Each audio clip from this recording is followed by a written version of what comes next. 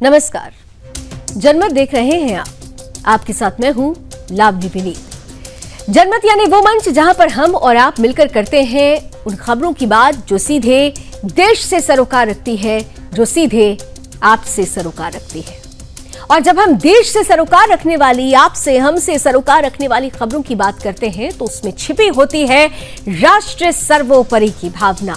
तो राष्ट्र सर्वोपरि की भावना के साथ ही जनमत की शुरुआत करते हैं और सबसे पहले उस खबर की तरफ आपको लिए चलना चाहते हैं जिस खबर ने आपसे कुछ समय पहले ही देश ही नहीं दुनिया को दहला दिया था।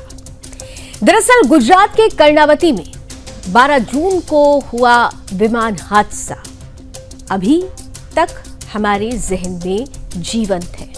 वो तस्वीरें अभी तक हमारे सामने हमारी आत्मा को झकझोर देती है। 12 जून को दिल दहला देने वाले विमान हादसे ने न केवल देश को शोक में डुबो दिया था, बल्कि भारतीय विमानन क्षेत्र की सुरक्षा व्यवस्था पर भी कई सवाल खड़े किए थे। एयर इंडिया ने संसद की पब्लिक अकाउंट कमेटी यानी PAC इसके सामने अपनी रिपोर्ट पेश कर दी है।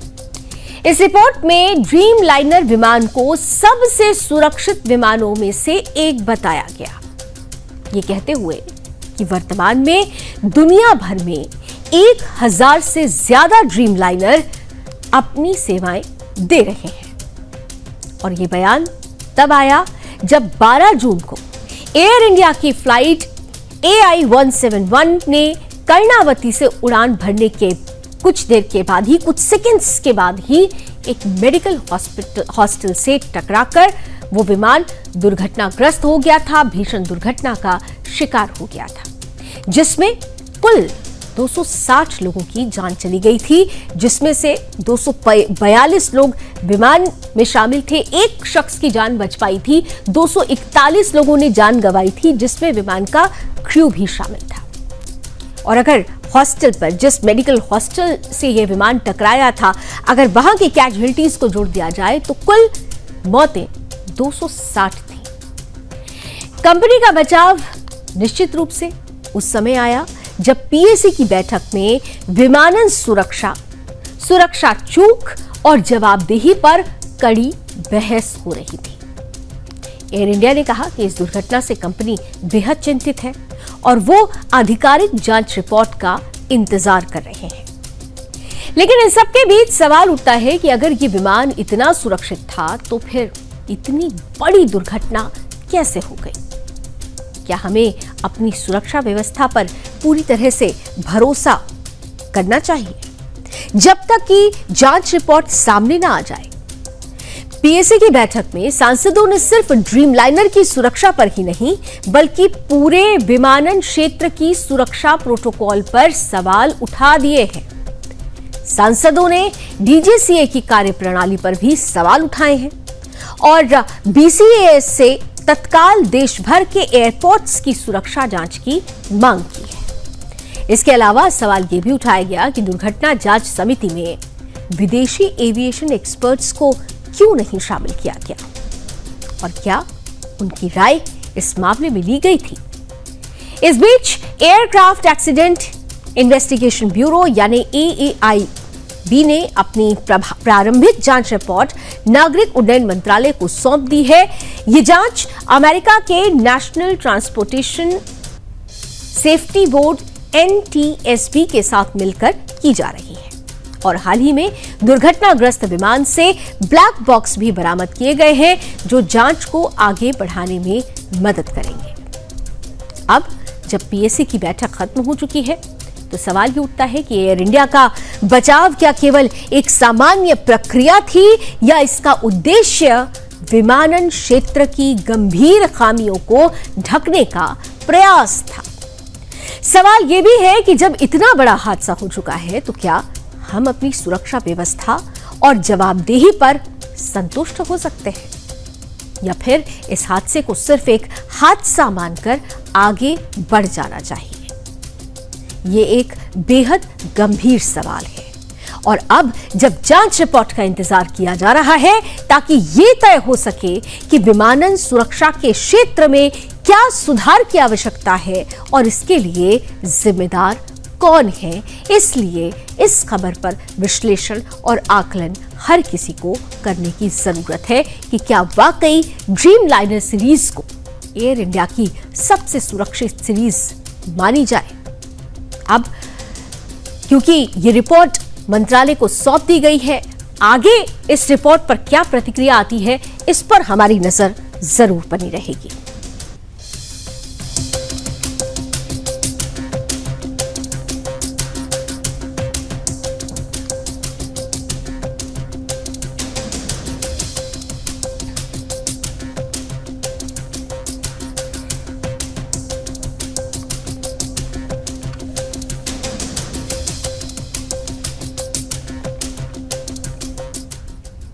और इस वक्त एक और बड़ी खबर की तरफ अभी आपको लिए चलना चाहते हैं। बेहद खास खबर है ये। एफएटीएफ की रिपोर्ट आ चुकी है। एफएटीएफ की रिपोर्ट में भारत में हुए 2 बड़े हमले का जिक्र किया गया है। पुलवामा हमले को लेकर बड़ा खुलासा हुआ है। गोरखनाथ मंदिर हमले को लेकर भी एफएटीएफ का बड़ा खुलासा है। खुलासा यह है कि ई कॉमर्स प्लेटफॉर्म से विस्फोटक खरीदे गए। एफएटीएफ की तरफ से यह बड़ा खुलासा हुआ है कि पुलवामा अटैक और गोरखनाथ मंदिर पर जो अटैक हुआ उसके लिए विस्फोटक ई कॉमर्स प्लेटफॉर्म से खरीदे गए थे। एफएटीएफ आतंकियों ने एल्यूमिनियम पाउडर मंगाया था।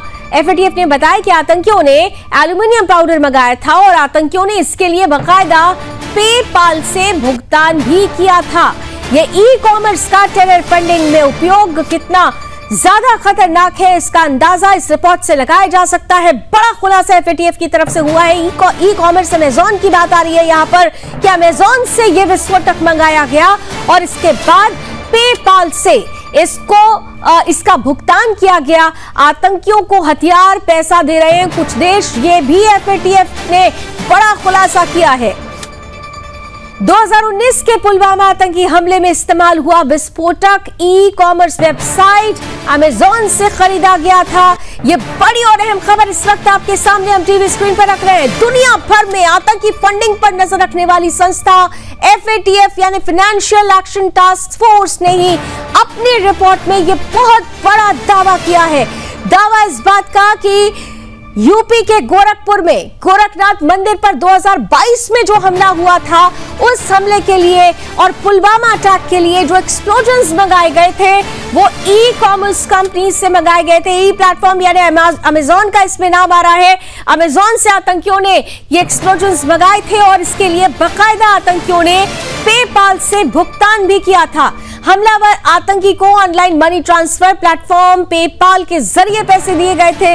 इन दोनों मामलों को उदाहरण के तौर पर पेश करते हुए संगठन ने आगाह किया है कि ई कॉमर्स और डिजिटल भुगतान सेवाएं अगर गलत हाथों में जाएं तो वो आतंक को बढ़ावा देने का माध्यम बन सकती है।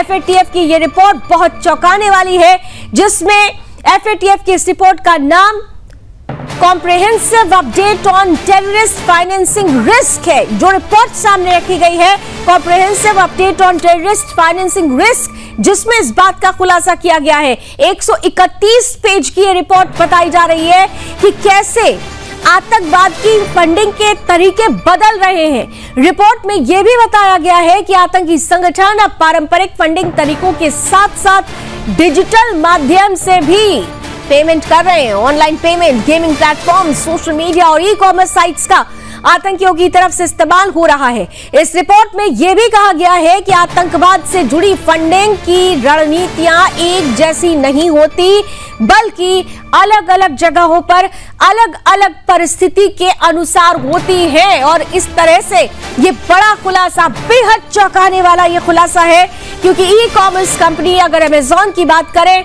तो इसका नाम आना और पेपाल के जरिए इसका भुगतान करना अपने आप में कई सवाल खड़े कर रहा है। और फॉर्मर आईपीएस ऑफिसर वेद भूषण जी हमारे साथ इस वक्त जुड़ चुके हैं। वेद जी, बहुत स्वागत है आपका। ये एफएटीएफ की जो रिपोर्ट आई है, बहुत चौंकाने वाला खुलासा हुआ है कि एक्सप्लोजन्स मंगाए गए, वो भी ई कॉमर्स प्लेटफॉर्म अमेजॉन का इसमें नाम आ रहा है और इसके लिए बाकायदा पेमेंट भी की गई, ऑनलाइन पेमेंट की गई, ये कितना बड़ा खतरा बन गया है? देखिए लावनी जी, अब वो समय चला गया है, बिल्कुल वक्त बदल गया है। अब आज की डेट में तमाम ऑनलाइन प्लेटफॉर्म है। यदि आपको पिज्जा भी मंगाना है घर पे खाने के लिए तो सब ऑनलाइन मिलता है। उसी तरह से इन तमाम चीजों का मिसयूज कहें, यूज कहें या गलत इस्तेमाल कहें, इन तमाम जो देश के खिलाफ जो गद्दार लोग हैं उन्होंने इसका भरपूर इस्तेमाल किया है। चाहे वो पैसा टर्की से आता है, चाहे मिडिल ईस्ट से आता है, पाकिस्तान से आता है, इस तरह की तमाम एजेंसीज हिंदुस्तान के अंदर पूरी तरह एक्टिव हैं जो पैसे का आदान प्रदान करती हैं। बल्कि अभी ये रिपोर्ट की शुरुआत है। इतना बड़ी मात्रा के अंदर पैसा हिंदुस्तान के अंदर इन तमाम चैनल के माध्यम से आता है। जो प्लेटफॉर्म दुनिया भर के, अमेजोन जिसका नाम ले रही है, अमेजोन तो केवल एक कंपनी है और बहुत से प्लेटफॉर्म खुले हुए हैं। भारत सरकार को कान तक खबर नहीं आती कि कितना पैसा कहां चला गया। तमाम बैंक्स और तमाम बैंकिंग एजेंसी को भूल जाइए। आज की डेट में ऑनलाइन प्लेटफॉर्म जो पुराने टाइम में आंगड़िए होते थे, जो चांदनी चौक, दिल्ली और तमाम जगह से ऑपरेट करते थे, आज की डेट में वो बिल्कुल तमाम पिक्चर बदल गई है अक्रॉस वर्ल्ड। आप छोड़ दीजिए पाकिस्तान, हिंदुस्तान, पूरी दुनिया के अंदर आज आपको सैकड़ों करोड़ रुपया कहीं ट्रांसफर करना हो, चाहे वो उग्रवाद के लिए इस्तेमाल किया जाए, चाहे और किसी मिसयूज के लिए किया जाए, वो करना इतना यानी सीधे तौर पर ये कहा जा सकता है कि दुनिया अगर डिजिटल हो रही है, अगर ये कहा जा रहा है कि अब पूरी प्रक्रिया डिजिटल हो रही है, तो इस डिजिटल दुनिया में आतंक भी अपना एक जगह बनाता हुआ नजर आ रहा है। आतंकियों ने भी अपनी जगह बना ली है, जो वाकई एक बहुत खतरनाक रूप ले रहा है। सर, मैं आपसे रिक्वेस्ट करूंगी हमारे साथ आप जुड़े रहिए, और इस बीच हमारे साथ उत्तर प्रदेश के ब्यूरो चीफ रजत मिश्रा भी जुड़ चुके हैं। रजत, ये बहुत बड़ा खुलासा है एफएटीएफ का। गोरखपुर में गोरखनाथ मंदिर में भी जो अटैक हुआ उसमें भी एक्सप्लोजन्स मंगाए गए इसी अमेजोन से और पेपाल से अगर इसका भुगतान किया जाता है, तो आप समझ सकते हैं कि डिजिटल दुनिया केवल आसान नहीं बना रही है लोगों को, उनके जीवन को, बल्कि उनके जीवन को खतरे में भी डाल रही है।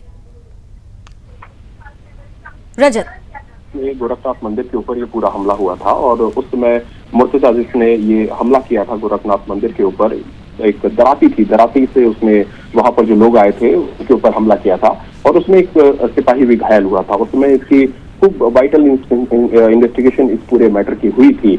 अब ये रिपोर्ट जो साबित कर रही है, ये साफ तौर पर तकरीबन 6,70,000 रुपए का जो भुगतान मुर्तजा को हुआ था वो पेपाल के थ्रू हुआ। तो ये जो पेमेंट गेटवे हैं ये एक समस्या जरूर बन रहे हैं। एक बड़ा हिस्सा है जो इसका मिसयूज कर रहा है और उस मिसयूज को रोकने के लिए ही इस तरीके की रिपोर्ट्स, जो रेमेडीज इन रिपोर्ट्स के माध्यम से बताई जाएंगी, निश्चित तौर पर वही इसके रेमेडीज के तौर पर इस्तेमाल भी होंगी। इनकी काट क्या हो सकती है, किस तरीके से इनको मॉनिटर किया जाए, क्योंकि ये बात सही है कि अरबों रुपए का ट्रांजैक्शन पर डे पूरे देश में हो रहा है, अलग अलग हिस्सों से हो रहा है। उसमें उन ट्रांजैक्शंस को मॉनिटर करना जो गलत ट्रांजैक्शंस हैं, किस तरीके से उनको मॉनिटर किया जाए, इसके लिए क्या वॉच विंडो हो, ये तमाम ऐसी चीजें हैं जिनके ऊपर भारत सरकार को निश्चित तौर पर काम करना पड़ेगा। और क्योंकि कौन सा पैसा कहाँ और किस प्रयोजन में लगाया जा रहा है, ये मॉनिटर करना ये अपने आप में एक चैलेंज भी है, लेकिन इस चैलेंज को निश्चित तौर पर एक्सेप्ट करना पड़ेगा और उसके बाद ही इस तरीके की ट्रांजेक्शन को रोका जा सकता है और उनको इमीडिएटली मॉनिटर किया जा सकता है, ताकि उन सारी चीजों को जो होने वाली गतिविधियां हैं उन तक पहुंचा जा सके या उनको रोका जा सके। तो फिलहाल ये जो इन्वेस्टिगेशन है ये उस समय भी 2022 में भी की गई थी, जिस समय हमला हुआ था उस समय भी ये सारे इन्वेस्टिगेशन एटीएस ने किए थे। एक जड़ तक एटीएस उस समय भी पहुंचा था। उसमें भी मुर्तजा ने ये सारी चीजें कबूली थी कि उसको ऑनलाइन पेमेंट हुआ है। तो वही सारी चीजें अब इस रिपोर्ट में सामने लिखी गई है, सामने लाई गई है और उसके आधार पर ही ये एक मॉनिटरिंग सेल उस समय बनाया गया था जो ये देखता था कि जो बड़े ट्रांजेक्शन हो रहे हैं वो बड़े ट्रांजेक्शन कौन कौन से हैं और उनके अलर्ट लोगों को मिले कि इस तरीके से ट्रांजेक्शन हो रहे हैं। तो तमाम सारे जो मेजरमेंट्स हैं, ये प्रिकॉशंस हैं, ये उस समय बरतने की जो प्रयास थे वो जरूर किए गए थे, लेकिन अभी भी बहुत सारे सुधार की आवश्यकता है, बहुत सारे करेक्शंस की आवश्यकता है और वो करेक्शन निश्चित तौर पर इन रिपोर्ट्स के माध्यम से जो एक प्रिकॉशनरी स्टेप्स बताए जा रहे हैं, मेजरमेंट्स बताए जा रहे हैं, उनको इस्तेमाल करके ले आई जा सकती है, जिससे बिल्कुल बहुत सारे करेक्शंस की जरूरत है। और सबसे बड़ी बात यह कि अभी तो सिर्फ एक प्लेटफॉर्म की बात आई, जैसे वेदभूषण जी कह भी रहे हैं कि अभी तो सिर्फ एक प्लेटफॉर्म की बात हो रही है। ऐसे बहुत सारे, ऐसे आपने भी कहा पेमेंट गेटवे हैं जिनका इस्तेमाल ये आतंकी कर सकते हैं, यानी स्क्रूटनी करनी अभी बहुत ज्यादा चैलेंजिंग होने वाला है।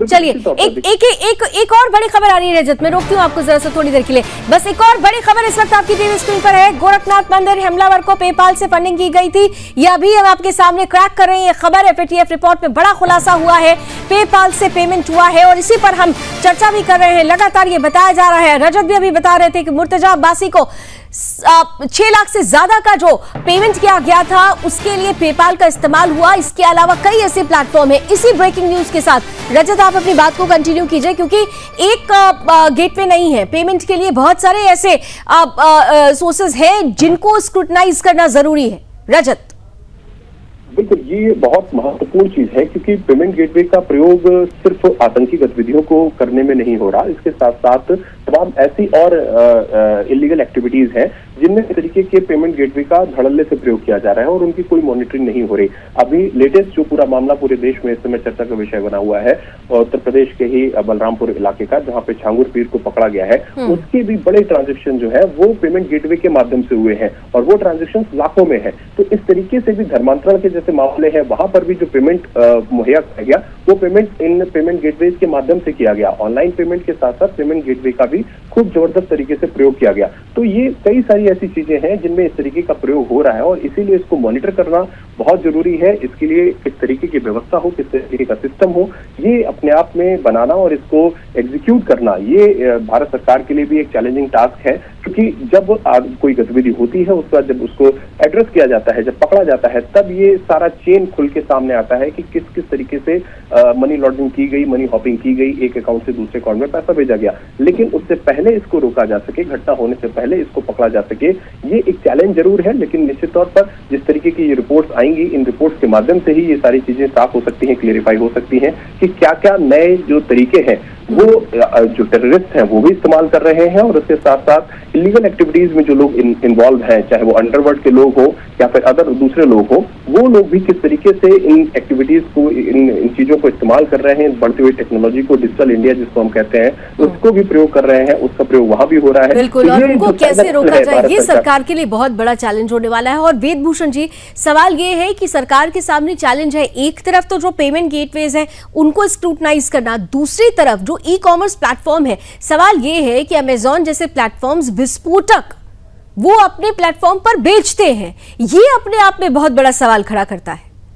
वेदभूषण जी, देखिए लाभली जी, बिल्कुल भारत सरकार हर तरह से कोशिश करती है, ईडी के माध्यम से, सीबीआई के माध्यम से, तमाम जो इंटेलिजेंस के जो इनपुट्स होते हैं तमाम पर निगाह रखी जाती है। उसके बावजूद भी ये प्लेटफॉर्म इतना बड़ा हो चुका है, अक्रॉस वर्ल्ड हो चुका है कि इसको चेक करना तमाम एजेंसीज के लिए मुश्किल है। ना केवल हिंदुस्तान के लिए बल्कि अमेरिका जैसे कंट्रीज को इसको टैकल करने के लिए बहुत मुश्किलात का सामना करना पड़ सकता है। परंतु हिंदुस्तान के लिए सबसे बड़ी चैलेंज है, बहुत सारे जो इंटरनल हमारे जो देश के अंदर मुस्लिम एक कम्युनिटी जो बैठी हुई है, बिल्कुल मैं खुलकर बोल रहा हूँ आपके चैनल पर, वो तमाम इस चीजों पर लगी हुई है कि कैसे इस देश को डिस्टेबलाइज करा जाए और बड़ी मात्रा के अंदर ये पैसा आता है। अभी आप तो बहुत पुराने केस की पुलवामा की बात कर रहे हैं, अभी जल्दी में एनआईए की एक रिपोर्ट आएगी, उसके अंदर देखना किस तरह से पुलवामा के अंदर एक जो तमाम चीजें की गई, किस तरह से हिंदुओं को 26 हिंदुओं को चुन चुन कर वहां मारा गया, तो वो बहुत सेंसिटिव होगी, बहुत खतरनाक होगी,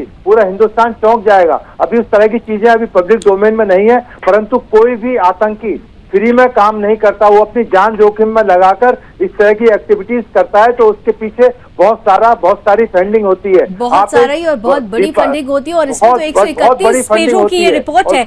इस रिपोर्ट से धीरे धीरे बहुत सारे अहम खुलासे होने वाले हैं। वेदभूषण जी, आप हमारे साथ बने रहिए। रजत, थैंक यू सो मच, आपने हमें समय दिया। इस बीच हमारे साथ जम्मू कश्मीर से मेरे सहयोगी रोहिल भी जुड़ चुके हैं। रोहिल, ये बहुत बड़ी अपने आप में खबर हो जाती है कि पुलवामा अटैक में भी जिन एक्सप्लोसिव का इस्तेमाल हुआ उसको ई कॉमर्स प्लेटफॉर्म से मंगाया गया, पेपाल से उसका भुगतान किया गया। यानी जो फंडिंग का तरीका है और जो एक्सप्लोजन्स हैं उनको प्राप्त करने का तरीका है, यानी सब कुछ अब डिजिटल हो रहा है। डिजिटल दुनिया में आतंकी भी अब पीछे नहीं है और ये अपने आप में बहुत बड़ा चैलेंज बनता जा रहा है, खासतौर से भारत जैसे देशों के लिए, भारत जैसे देश के लिए जो हमेशा से आतंकियों के निशाने पर है। रोहिल। जी बिल्कुल लावनी, देखिए जिस तरीके से जो फाइनेंशियल एक्शन टास्क फोर्स का रिपोर्ट आया है, बड़ा चौंका देने वाला रिपोर्ट है, क्योंकि इससे पहले भी जम्मू कश्मीर में ये अफवाहें जो है वो उठ रही थी, लेकिन आज वो अफवाहें पूरी तरीके से सच साबित हुई है। क्योंकि जो पुलवामा अटैक हुआ था 14 फरवरी 2019 को, जिसमें 40 सीआरपीएफ के जवान जो है उनकी शहादत हुई थी, तो पूरी तरीके से उसमें जो एक्सप्लोजिव जो है वो इस्तेमाल हुआ था, वो ऑनलाइन जो है ऑर्डर किया गया था, अमेजन से बताया जा रहा ऑर्डर किया गया था, और उसमें खासतौर से जो वीपीएन के जरिए जो पेपाल अकाउंट है वहां से ट्रांसफर जो है पैसे वो हुए थे। तो कहीं ना कहीं एक चौंका देने वाला मामला जो है सामने आया है। लेकिन मैं आपको ये भी जानकारी दे दूं कि जो अमेजन की कंपनी है उस पर कई बार इस तरीके के आरोप जो है लगे हैं, लेकिन आज जो रिपोर्ट सामने आया है उसमें पूरी तरीके से जो है ये जानकारी दी गई कि जो अल्युमिनियम पाउडर है जो कि एक्सप्लोजिव बनाने में एक अहम रोल जो है वो अदा करता है, उस अल्युमिनियम पाउडर को इस अमेजन से खरीदा गया था। और पूरी तरीके से ये भी जानकारी आ रही है, जो इनकी तरफ से FATF जो संगठन है जो पूरी ग्लोबली जो है टेरर फंडिंग को देखता है, इन मामलों को पूरी तरीके से नजदीकी से जांच पड़ताल करके देखता है, उनका ये भी मानना है कि कई जो कंट्रीज हैं कई कंट्रीज से इन आतंकियों को एक तो पैसे मिलते हैं, एक तो हथियार काफी ज्यादा गोलाबारूद जो है वो मिलता है, और पूरी तरीके से चौंका देने वाला मामला जो है आज सामने आया है। लेकिन ये जानकारी मिल रही है कि आने वाले दिनों में और कुछ अहम बातों का खुलासा जो है लावनी हो सकता है, और अहम बातों का खुलासा होगा। यहाँ पे वेदभूषण जी एक सबसे इंपॉर्टेंट बात कि जैसा कि अभी रोहिल भी बता रहे हो और ये खबर भी है कि एल्युमिनियम पाउडर जैसी चीजों का जो कि इस्तेमाल होते हैं एक्सप्लोसिव बनाने में, उनको अगर ऑनलाइन बिक्री उनकी होती है तो ये अपने आप में बहुत खतरनाक है। क्या आपको लगता है कि ऐसी चीजों की बिक्री पर एक वैश्विक एक नियम होना चाहिए, एक दिशा निर्देश तैयार किया जाना चाहिए कि किसी भी ई कॉमर्स प्लेटफॉर्म पर वो चीजें नहीं जुड़ेंगी जिससे कुछ भी खतरा हो, खासतौर से राष्ट्रीय सुरक्षा के लिए जो खतरा हो? क्या ये पॉसिबल है वेदभूषण जी?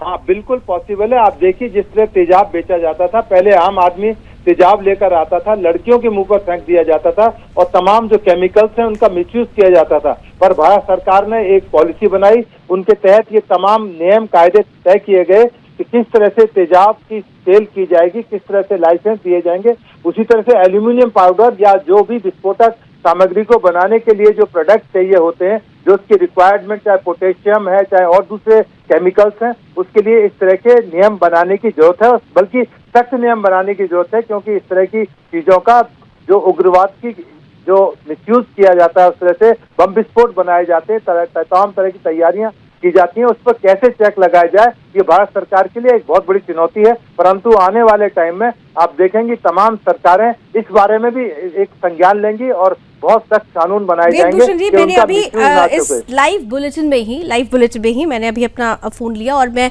फ्लिपकार्ट मैंने ओपन कर रखा है, और इसमें भी कुछ ऐसी चीजें हैं जो बहुत आपत्तिजनक है, और ये भी एक ई कॉमर्स प्लेटफॉर्म है और इस पर भी बहुत सारी ऐसी चीजों की बिक्री हो रही है जो नहीं होनी चाहिए। तो क्या आपको लगता है कि सभी के लिए एक वैश्विक नियम होना चाहिए? क्योंकि अभी हम अमेजॉन की बात कर रहे हैं, दूसरा ई कॉमर्स प्लेटफॉर्म को मैं अभी लाइव ही चेक कर रही हूं, तो क्या ऐसी चीजों के लिए जरूरी है नियम? और अगर नियम बनेगा तो वैश्विक रूप से वो नियम कैसे बन सकता है? क्योंकि इसमें अगर आप देखें तो आर्थिकी बहुत ज्यादा प्रभावित होगी।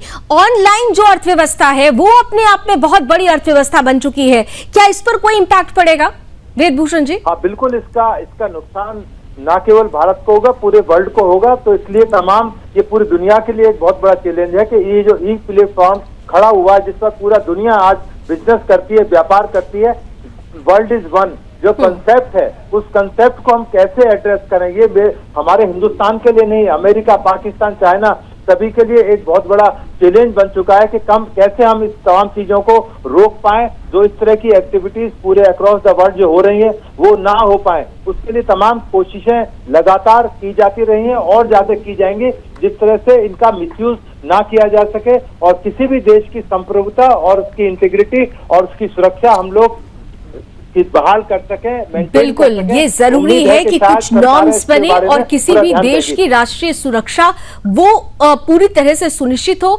इसलिए जरूरी है कि वैश्विक स्तर पर खुलकर इसके लिए दिशा निर्देश बने। थैंक यू सो मच वेदभूषण जी, आप हमारे साथ जुड़े। Thank you so much Rohail इस खबर पर हमारे साथ जुड़ने के लिए। तो कुल मिलाकर जो ई कॉमर्स प्लेटफॉर्म है, अगर उस पर विस्फोटक सामग्री मिलती है। अगर पेपाल जैसे गेटवे, पेमेंट गेटवे से अगर पे किया जाता है तो ये अपने आप में बहुत बड़ा चैलेंज है भारत सरकार के लिए भी, और खास तौर से उन देशों के लिए भी जो हमेशा से आतंकियों के निशाने पर रहे हैं।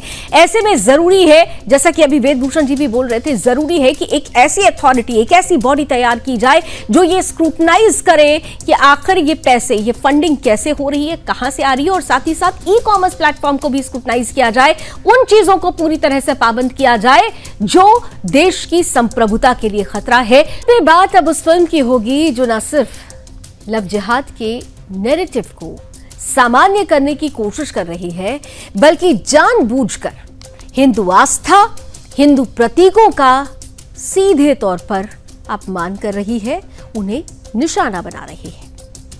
हम बात कर रहे हैं मलयालम फिल्म JSK यानी Janaki versus state of Kerala की, जिसमें एक हिंदू लड़की के साथ रेप की कहानी है, लेकिन न्याय की लड़ाई में नायक बनते हैं एक मुस्लिम और एक क्रिश्चियन पात्र। और यही नहीं, फिल्म में पीड़िता का नाम जानकी रखा गया है, जो सीधे माता सीता से जुड़ा नाम है। सवाल उठता है कि क्या यह संयोग है या एक सोची समझी गढ़ी गई सांस्कृतिक कड़ी है, सांस्कृतिक प्रहार है। और सबसे हैरानी वाली बात यह है कि इस फिल्म में केंद्रीय मंत्री सुरेश गोपी ने भी भूमिका निभाई है। क्या वो भी वामपंथी नैरेटिव का हिस्सा बन चुके हैं? सेंसर बोर्ड ने इस पर आपत्ति जताई, लेकिन निर्माता अब कोर्ट में है। अभिव्यक्ति की स्वतंत्रता का हवाला देते हुए तो क्या अब फिल्में हिंदू संस्कृति के प्रतीकों के साथ खिलवाड़ का माध्यम बन रही हैं? क्या यह सिर्फ एक फिल्म है या फिर इसके पीछे छिपा हुआ है एक भारत विरोधी एजेंडा? देखिए हमारी आज की ये खास रिपोर्ट।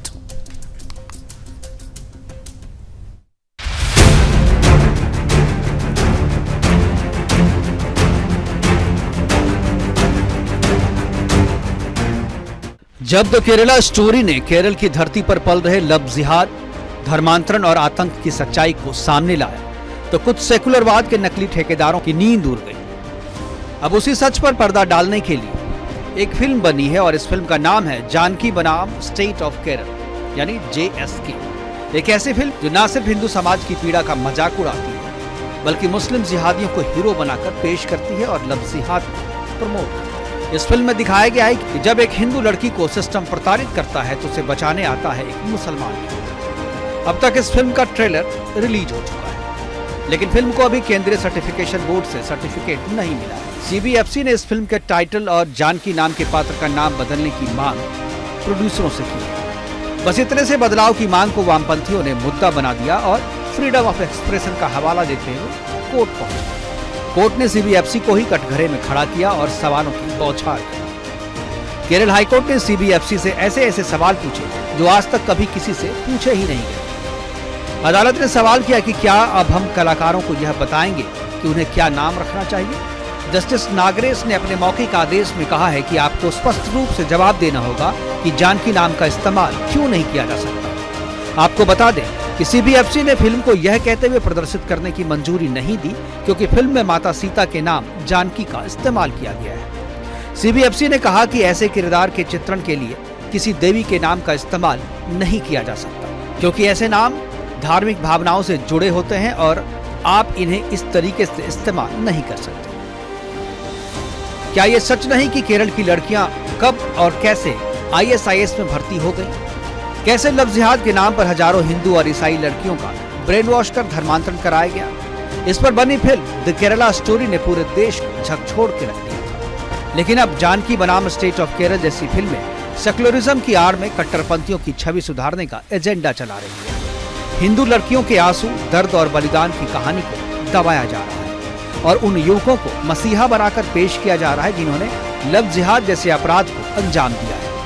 क्या भूल गए वो हकीकत जब केरल से सैकड़ों लड़कियां गायब हो गई थी, जिनमें से कई बाद में ISIS के कैंपों में मिली थी? क्या ये कोई फिल्मी कल्पना थी या उन माँ बाप का सच्चा दुख जो आज भी अपनी बेटियों की तलाश में दर दर भटक रहे हैं। सवाल ये है, क्या बॉलीवुड और केरल की वामपंथी लॉबी मिलकर देश में एक झूठा नैरेटिव गढ़ रही है? क्या ये जानबूझकर किया जाने वाला प्रयास है ताकि लव जिहाद जैसे गंभीर खतरे को फिल्मी सहानुभूति की चादर से ढक दिया जाए? ये कोई सामान्य फिल्म नहीं है, ये हिंदू अस्मिता पर हमला है। ये केरल की बेटियों की सच्चाई को दबाने की कोशिश है। सवाल पूछना जरूरी है, क्या अब सिनेमा का इस्तेमाल भी जिहाद को जायज ठहराने में होगा? कब तक हिंदू भावनाओं से खिलवाड़ होता रहेगा और हम चुपचाप देखते रहेंगे? हिंदुओं की मांग है, ये फिल्म किसी भी कीमत पर रिलीज नहीं होनी चाहिए। Bureau report, Sudarshan news.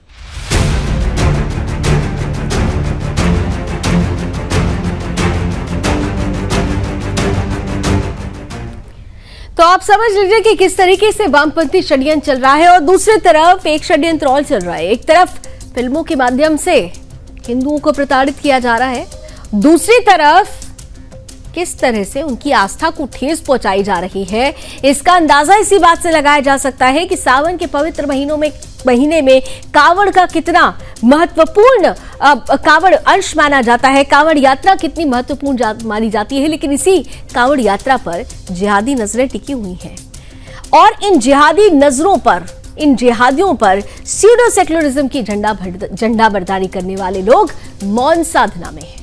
सड़कों पर भोले के भक्त बोल बम के जयकारे लगाते हैं और तब हर हिंदू का दिल श्रद्धा से भर उठता है। लेकिन उसी आस्था को अपमानित करने की साजिश हो रही है और वो भी कावड़ यात्रा जैसे महापर्व के दौरान। तो ये सिर्फ निंदनीय नहीं बल्कि राष्ट्र धर्म पर हमला है। आज उन चेहरों को हम आपके सामने रखने वाले हैं जो सावन में भी आस्था की शक्ति से कांपते हैं और फिर उसे अपवित्र करने की हिम्मत करते हैं। उत्तर प्रदेश में कावड़ यात्रा जोरों पर है। आस्था का महासागर हरिद्वार से लेकर निकलकर देश के कोने कोने तक फैलता हुआ नजर आ रहा है। लेकिन इसी आस्था के बीच कुछ ऐसे चेहरे निकल रहे हैं जिनकी मंशा न केवल कावड़ यात्रा को बदनाम करने की है बल्कि हिंदू धर्म के प्रति नफरत का जहर फैलाने की भी है। मुजफ्फरनगर का मामला इसी साजिश का सबसे बड़ा सबूत है। यहां एक ढाबे पर भोजन में प्याज परोस दिया गया। कावड़ियों ने इसका विरोध किया लेकिन ये यहीं खत्म नहीं हुआ। इससे भी बड़ा हमला हुआ जब एक जिहादी ने कावड़ पर, पवित्र कावड़ पर थूक दिया। जी हां, एक जिहादी मानसिकता से भरे मोहम्मद उस्मान नाम के युवक ने महिला कावड़ियों को निशाना बनाया और पवित्र कावड़ पर थूक दिया। इन हरकतों को देखते हुए हिंदू महासभा ने कावड़ रूट पर मैं हिंदू हूं वाले पोस्टर दुकानों पर लगाने शुरू कर दिए। सुभाष नगर, बरेली जैसे इलाकों में पोस्टर चिपकाए गए ताकि कौन श्रद्धा में सहभागी है और कौन अवसर देखकर जहर घोलना चाहता है इसका फर्क आसानी से किया जा सके। साथ ही प्रशासन द्वारा भी कमिश्नरी सभागार में बैठक होती है। मुख्यमंत्री योगी आदित्यनाथ खुद हवाई सर्वेक्षण करते हैं। खास तौर पर जो कावड़ रूट है उस पर आज मुख्यमंत्री योगी आदित्यनाथ ने हवाई सर्वेक्षण किया है। निर्देश दिया है कि कावड़ियों की पवित्रता किसी भी हाल में भंग नहीं होनी चाहिए। स्वच्छता, सुरक्षा और कावड़ यात्रा की गरिमा से कोई समझौता नहीं होगा और सीधी चेतावनी दी गई है कावड़ यात्रा को अपवित्र करने की कोशिश करने वालों पर। यह कहा गया कि अगर किसी ने भी इस पवित्र यात्रा को अपवित्र करने की कोशिश की तो उनके खिलाफ सख्त से सख्त, कड़ी से कड़ी कार्रवाई होगी। जब एक पवित्र यात्रा को लेकर मुख्यमंत्री से लेकर हिंदू सभागारों को इतनी सख्ती और पैरवी दिखानी पड़े तो समझ जाइए कि पवित्र कावड़ यात्रा भी जिहादियों के टारगेट पर है। और यही वजह है कि नाम छिपाकर जो लोग अपनी पहचान छिपाकर इस रूट पर दुकान चला रहे हैं, ढाबा चला रहे हैं, वो साधारण नहीं है। वो एक ऐसे षड्यंत्रकारी हैं जिनके लिए एक एजेंडा है वो है गजवाए हिंद। और यही वजह है कि हमारी पवित्र यात्राओं को लगातार टारगेट किया जा रहा है।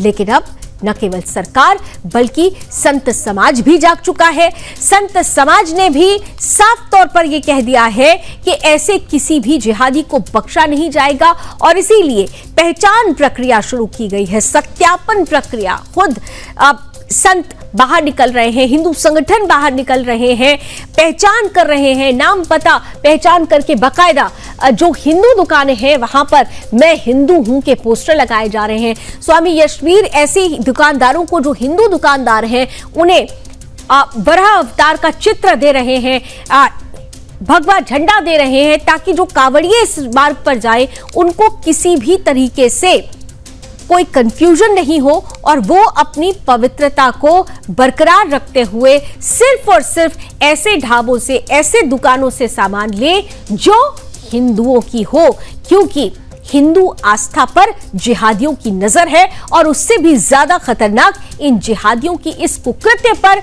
सेकुलरिज्म की झंडा बरदारी करने वालों की मौन साधना। न अखिलेश यादव, न अरविंद केजरीवाल, न ममता बनर्जी, ना ही राहुल गांधी या प्रियंका गांधी, किसी ने भी मोहम्मद उस्मान, जिसने महिला कांवड़िए की कांवड़ पर थूका था, उसे लेकर कोई प्रतिक्रिया दी, बल्कि सेक्युलरिज्म के नाम पर तुष्टीकरण की राजनीति करते हुए ही नजर आए। यानी सवाल एक बार फिर से इनकी मंशा पर और खतरा मंडरा रहा है हिंदू आस्था पर।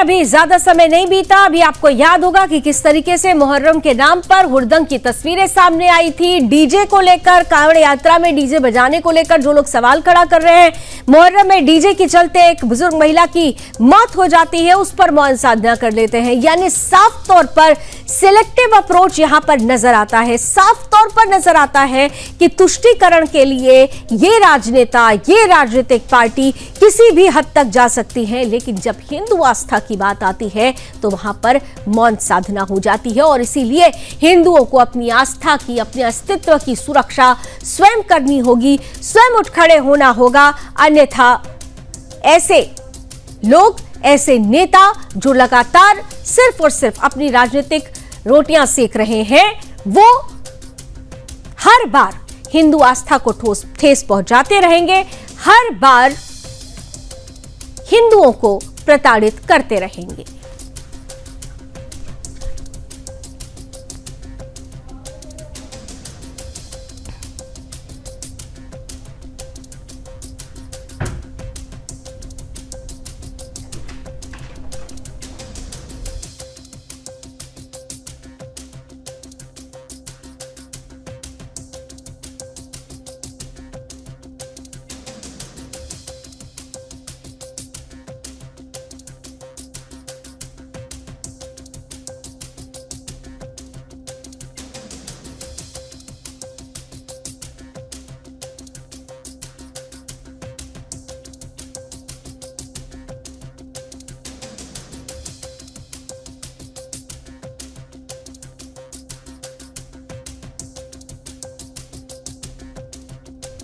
और आइए अब हम जनमत के आखिरी पड़ाव पर आ चुके हैं, यानी समय अब गुड न्यूज का है, पॉजिटिव न्यूज का है। तो आज की पॉजिटिव न्यूज, आज की गुड न्यूज बेहद खास है।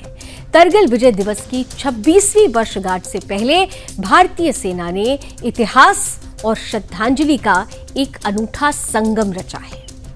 दरअसल 7 जुलाई 2025 को लद्दाख के द्रास सेक्टर स्थित गन हिल पॉइंट नंबर 5140 तक सेना के 87 वीर सैनिकों ने कठिन चढ़ाई पूरी की है, जिनमें 10 आर्टिलरी यूनिट्स के 20 गनर्स भी शामिल थे। ये वही यूनिट्स हैं जिन्होंने 1999 के करगिल युद्ध में इस चोटी पर कब्जा करके भारत की विजय की पटकथा लिखी थी। गन हिल, जिसे 2023 में औपचारिक रूप से समर्पित किया गया, आज भारतीय तोपखाने की गौरव गाथा का प्रतीक है। ये चढ़ाई सिर्फ एक पर्वतारोहण नहीं है, बल्कि वीरों के बलिदान और साहस की श्रद्धांजलि थी। इस ऐतिहासिक यात्रा में 2 कारगिल युद्ध के योद्धा भी शामिल हुए। कर्नल राजेश अधाऊ, जो उस समय 13 JK राइफल्स के मेडिकल ऑफिसर थे, और सूबेदार केवल सिंह, सेना मेडल से सम्मानित जांबाज। दोनों ने ही अपने अनुभव साझा किए, जिससे मौजूद जवानों के दिलों में जोश और सम्मान की भावना भर दी। इस अभियान ने साबित किया है कि वीरता सिर्फ युद्ध में नहीं होती, स्मृति में भी जीवित रहती है। गन हिल पर हर कदम, हर सांस कारगिल के बलिदानियों को नमन था। ये तस्वीरें अपने आप में बताती हैं कि साहस, शौर्य और जज्बे की यह अमर कथा हमेशा के लिए अमर क्यों है। गन हिल पर, गन हिल यात्रा की वीरता की ये अमर गाथा भी इतिहास के स्वर्णिम पन्नों में दर्ज हो चुकी है।